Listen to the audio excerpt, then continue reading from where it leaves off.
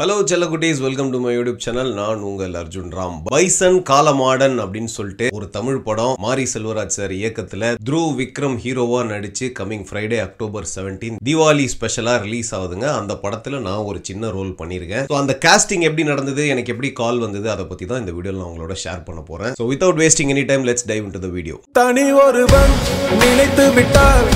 First of all, for people who doesn't know, நான் already Pariyerum Perumal மாரி செல்வராஜ் சாரோட ஃபர்ஸ்ட் படம். அந்த படத்துல ஒரு போலீஸ் இன்ஸ்பெக்டர் ரோல் பண்ணியிருந்தாங்க. நான் சத்ரு அப்படின்னு சொல்லிட்டு ஒரு படத்துல கதிர் கூட த்ரூ அவுட்டா வரா மாதிரி ஒரு கேரக்டர் பண்ணியிருந்தேன். பரியேறும் பெருமாளுக்கு அப்புறம் தான் அந்த படம் ரிலீஸ் ஆச்சு. பட் ஷூட்டிங் வந்து ஃபர்ஸ்ட் அதுதான் நடந்தது. அந்த ஷூட்டிங் ஸ்பாட்டுக்கு மாரி செல்வராஜ் சார் ஒரு நாள் வந்திருந்தாரு. இது மாதிரி கதிரோட அடுத்த படம் இவர் தான் பண்றாரு, பாரஞ்சித் சார் ப்ரொடக்ஷன் அப்படின்லாம் நியூஸ் கேள்விப்பட்டு அவர் ஆபீஸ் எங்க இருக்கு அப்படின்னு தெரிஞ்சுக்கிட்டு நான் தான் போய் அவர் அப்ரோச் பண்ணேன். இந்த படத்துல எனக்கு ஏதாவது வாய்ப்பு இருந்தா கொடுங்கன்ட்டு. அதுக்கப்புறமா இந்த மாதிரி ஒரு சின்ன ரோல் இருக்கு, ஒரு சீன் தான் வரும், பட் வெயிட்டேஜ் இருக்குங்க, பண்றீங்கன்னா சொல்லுங்க, ஆடிஷன் பண்ணிட்டு ஓகே நான் சொல்றோம் அப்படின்னாங்க. அதுக்கப்புறம் ஆடிஷன் பண்ண ஓகே ஆயிட்டேன். அந்த ஷூட்டிங்ல நடந்த எக்ஸ்பீரியன்ஸ் எல்லாம் ஆல்ரெடி நம்ம சேனல்ல ஷேர் பண்ணிருக்கேன். மை ஜர்னி இன் சினிமா அப்படின்னு சொல்லிட்டு ஒரு பிளேலிஸ்ட் இருக்குங்க. அந்த படம் மட்டும் இல்ல, நான் என்னென்ன படங்கள் பண்ணிருக்கேன், என்னோட ஸ்ட்ரகிள் எப்படி இருந்திருக்கு சினிமால, எல்லாமே நான் ஷேர் பண்ணிருக்கேன். So if you are new to my channel and if you are someone who is interested in cinema, நடிக்கணும் அப்படின்லாம் ஆசை இருந்ததுன்னா இது எவ்வளவு பெரிய ரத்த பூமி அப்படின்றது அந்த playlist my journey in cinema பாத்தீங்கன்னா உங்களுக்கு புரியும். சோ மாரி செல்வராஜ் சார் கூட எனக்கு ஆல்ரெடி ஒரு அறிமுகம் இருக்கு. பட் அந்த படம் ரிலீஸ் ஆனதுக்கு அப்புறமா அவரோட லெவலே வேற ஆயி போச்சு. அவ்வளவு ஈஸியா அவரோட டச்ல இருக்க முடியல, அதுதான் உண்மை. அடுத்தடுத்த படங்களுக்கு எனக்கு எதுவும் கால் வரல. அவங்களோட அசிஸ்டன்ட் டைரக்டர்ஸ் கூட நான் எப்பவுமே ரெகுலரா டச்ல இருந்திருக்கேன். குறிப்பா அரவிந்த் அப்புறம் ரவி அப்படின்னு சொல்லிட்டு இவங்க ரெண்டு பேர் கூட எப்பவுமே டச்ல இருப்பேன். பிரதர் ஏதாவது வாய்ப்பு இருந்தா சொல்லுங்க, அடுத்தடுத்த ப்ராஜெக்ட்லன்னு சொல்லுவேன். கண்டிப்பா சொல்றேன் பிரதர் அப்படின்னு தான் சொன்னாங்க. பட் மாரி செல்வராஜ் சார் பண்ண அடுத்தடுத்த படங்கள்ல எனக்கு எதுவும் ஆப்பர்ச்சுனிட்டி வரல. இப்படி போய்கிட்டு இருக்கும்போது 2023 நல்லா ஞாபகம் இருக்கு எனக்கு, எங்க அப்பா அம்மாவோட வெட்டிங் டே ஆகஸ்ட் 24 ஜெயிலர் படம் எங்க அப்பா அம்மாவை நான் ஃபீனிக்ஸ் மாலுக்கு கூட்டிட்டு போயிருக்கேன். அப்போ எனக்கு ஒரு நம்பர்ல இருந்து கால் வருது. இந்த மாதிரி நான் மாரி செல்வராஜ் சாரோட டீம்ல இருந்து பேசுறேன், அசிஸ்டன்ட் டைரக்டர், என்னோட பேர் ராகுல் அப்படின்னு சொல்லி அறிமுகப்படுத்திக்கிட்டாரு. பரியேறும் பெருமாள்ல அவர் ஒர்க் பண்ணலைங்க, சோ அதனால எனக்கு தெரியல, சொல்லுங்க பிரதர் அப்படின்னு அவர் சொன்னாரு. பரியேறும் பெருமாள்ல நீங்க ஒரு போலீஸ் இன்ஸ்பெக்டர் ரோல் பண்ணிருந்தீங்க இல்லையா அப்படின்னு கேட்டாரு. ஆமா பண்ணிருந்தேன் அப்படின்னு. இந்த மாதிரி பைசன் அப்படின்னு சொல்லிட்டு ஒரு படம் பண்றோம், த்ருவ் விக்ரம் ஹீரோவா பண்றாரு, அதுல உங்களை காஸ்ட் பண்ணலாம் அப்படின்னு யோசிச்சுக்கிட்டு இருக்கோம். நான் டைரக்டர் கிட்ட பேசிட்டு சொல்றேன், நீங்க ஆபீஸ்ல வந்து டைரக்டர் பாக்குறீங்களா அப்படின்னு சொல்லி கேட்டாங்க. தாராளமா பண்றேன் பிரதர், நீங்க எப்போ கூப்பிடுறீங்களோ அப்போ நான் வரேன் அப்படின்னு சொன்னேன். அப்ப அவர் சொன்னாரு, கபடி ஆடுவீங்களா அப்படின்னு கேட்டாரு. இது வரைக்கும் ஆனது இல்லைங்க, பட் என் அப்பா கபடி பிளேயர் தான் அண்ட் பேசிக்கலி ஸ்போர்ட்ஸ் பர்சன் தான், கிரிக்கெட் ஆடுவேன், அத்லெட்டிக்ஸ் எல்லாம் பண்ணிருக்கேன், ஐ அம் ஷூர் நான் கத்துப்பேங்க அப்படின்னு. சூப்பர் சார், நாங்களும் அது மாதிரி தான் பாத்துக்கிட்டு இருக்கோம், இது வந்து கபடி ஓரியன்டட் சப்ஜெக்ட், இது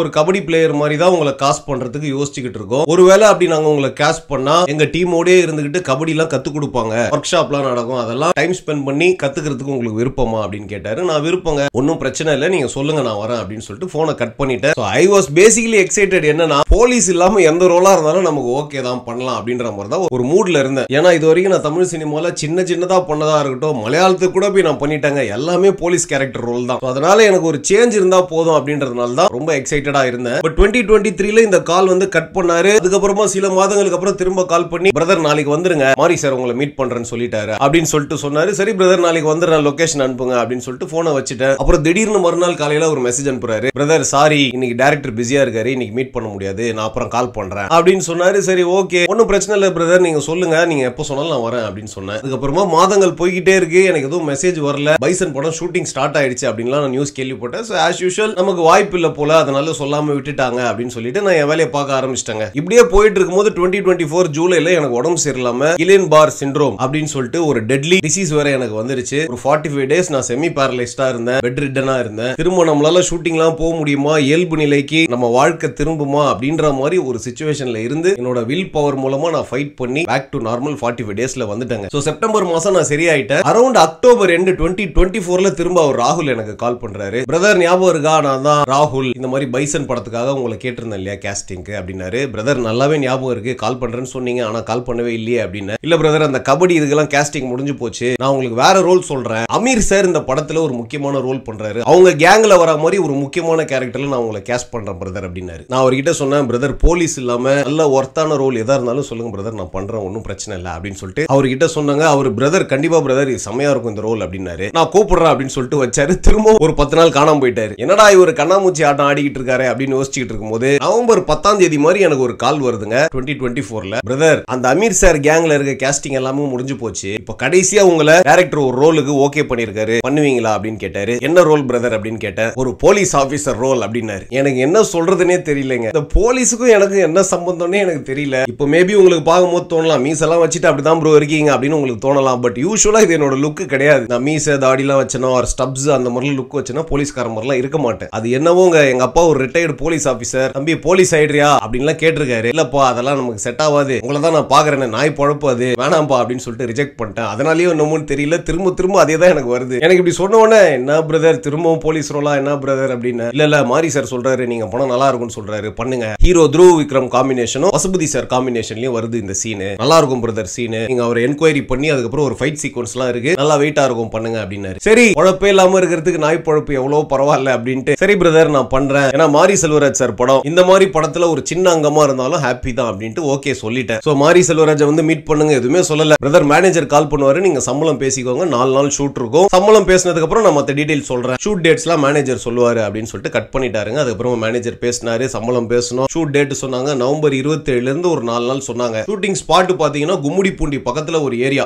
அந்த மாதிரி ஒரு லொகேஷன்ல இருக்கும், 4 டேஸ் உங்களுக்கு வந்துருங்க அப்படின்னாங்க. அதுக்கப்புறமா அசிஸ்டன்ட் டைரக்டர் எனக்கு ஃபோன் பண்ணி போன்லயே எனக்கு லுக் எப்படி இருக்கணும் எல்லாமே வந்து சொல்றாங்க. தாடி எடுத்துட்டு மீசையோட ஸ்பாட்டுக்கு வந்துருங்க, முடி வெட்டாதீங்க, அது நம்ம ஸ்பாட்ல டைரக்டர் கிட்ட கேட்டுட்டு எவ்வளவு தேவையோ அதை நம்ம வெட்டிக்கலாம் அப்படின்ற மாதிரி சொல்லிட்டாருங்க. சோ நான் தாடி எடுத்துட்டு ஸ்பாட்டுக்கு போறேன். நவம்பர் 27ஆம் தேதி நைட் ஷூட், ஈவினிங் 5 மணிக்கு ரிப்போர்ட்டிங் டைம் சொன்னாங்க. நான் போயிட்டேன். போனா அந்த ராகுல் என்ன பார்த்துட்டு என்ன சார் இவ்வளவு கலரா இருக்கீங்க அப்படின்னாரு. நமக்கு தாடி வச்சா கொஞ்சம் கலர் எல்லாம் கம்மியா இருக்குங்க, க்ளீன் ஷேவ் எல்லாம் பண்ண வச்சுக்கோங்களேன் ரொம்ப பிரைட்டா இருக்கும் ஸ்கின். ஆக்சுவலா ஏன்டா கலரா பிறந்தோன்னு நான் நிறைய தடவை ஃபீல் பண்ணிருக்கேன். ஏன்னா தமிழ் சினிமால கலரா இருக்க நம்ம நேட்டிவிட்டிக்கு நீங்க செட் ஆக மாட்டீங்கன்னு சொல்லியே நிறைய பேர் என்ன ரிஜெக்ட் பண்ணிருக்காங்க. இவர் நேர்ல பார்த்துட்டு என்ன ப்ரோ இவ்வளவு கலரா இருக்கீங்க அப்படின்ட்டு எப்படி சொல்றது ஒரு மாதிரி அருவருப்போட சொன்ன மாதிரி இருந்தது எனக்கு உடனே பக்குன்னு தூக்கி போட்டுச்சு. நல்ல வேலை ஆபீஸ்ல எல்லாம் கூப்பிட்டு இந்த மாதிரி ஏதாவது சொல்லி நம்மள ரிஜெக்ட் பண்றதுக்கு நேரா ஸ்பாட்டுக்கு வர சொன்னாங்க. நல்லதா போச்சு. 6 மணிக்கு ஷூட்டிங், இதுக்கப்புறம் நம்மள வந்து ரிஜெக்ட் பண்ண முடியாது அப்படின்னு சொல்லிட்டு அவர்கிட்ட நான் சொன்னேன், ப்ரோ கேமரால அப்படிலாம் தெரியாது, கரெக்டா தான் ப்ரோ இருப்பேன், டென்ஷன் ஆகாதீங்க அப்படின்னு. ஓகே சார் வாங்க டைரக்டர் போய் பார்த்துடலாம் அப்படின்னு சொல்லிட்டு மாரி சாரை போய் மீட் பண்ணோம்.